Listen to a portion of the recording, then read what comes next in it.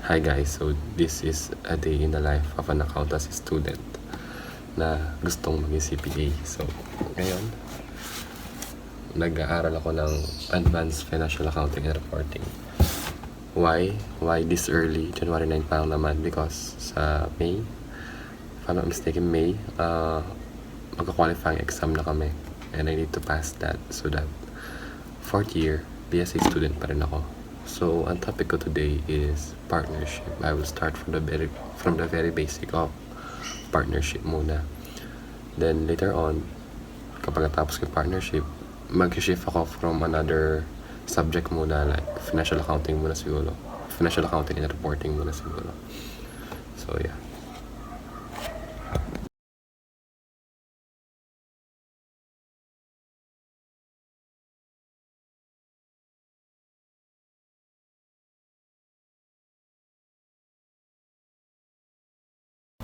So yun, I'm not done yet sa partnership operation pero na-feel ko na yung antok ko kasi last night nagpuyat na ako.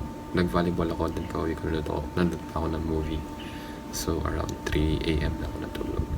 And yun, na-feel ko na yung puyat ko. Hindi ko na ma-absorb yung mga binabasa ko. Kaya mag-take muna ako ng power nap. And I will continue later after ko mag-gym. So hello again guys.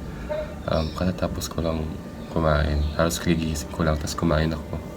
Tapos nag-prepare ako ng mga dadaling ko sa gym. Eto. Natin yung nakakabag pa ako dahil magigising ko lang ako. Meron ako ng iinumin ko mamaya. Nagdala din ako ng para, dahil since may sipon ako, baka may hirapan akong magsinga na sipon. Kaya nagtinala ko na yung inhaler ko. Tapos, kaya nag-ibis mo na ako. Nalagay ko ng bimbos talaga. Nalagay ko ng ito sa likod.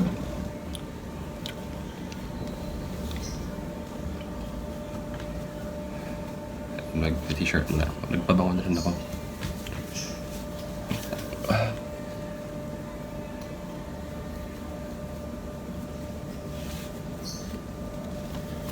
Yan.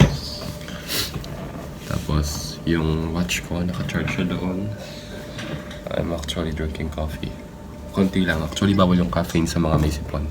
Kaso lang para at least meron ako energy mamaya. Kaya nagtimpla ako ng konting caffeine, konting sugar. So yeah, update ko kayo ulit mamaya. Bye. Bye. Hello guys. So, papunta na ako sa gym yan. Hindi ko lang yung kasama ko si Melwin. Pero papunta na ako. By the way, ito, the gate ni Francis. It looks so nice. Diba?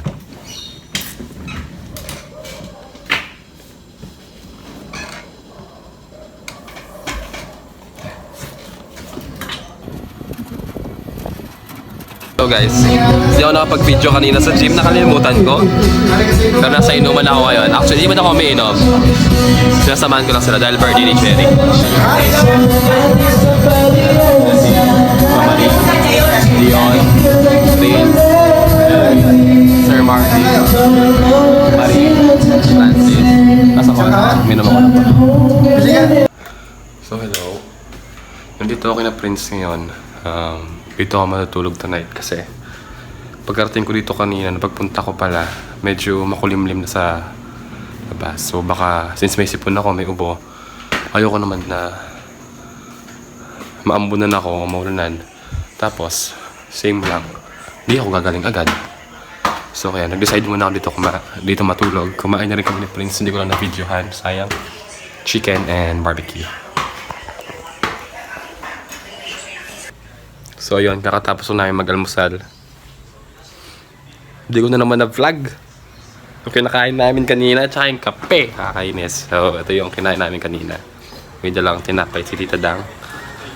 And kumain ako ng blueberry cheesecake. Ito yung tinapay. So yan. That's video ko kumakain. Hinintay ko lang si Tita Erlyn. Pauwi na yan. Kakainis, di ko na bigyan.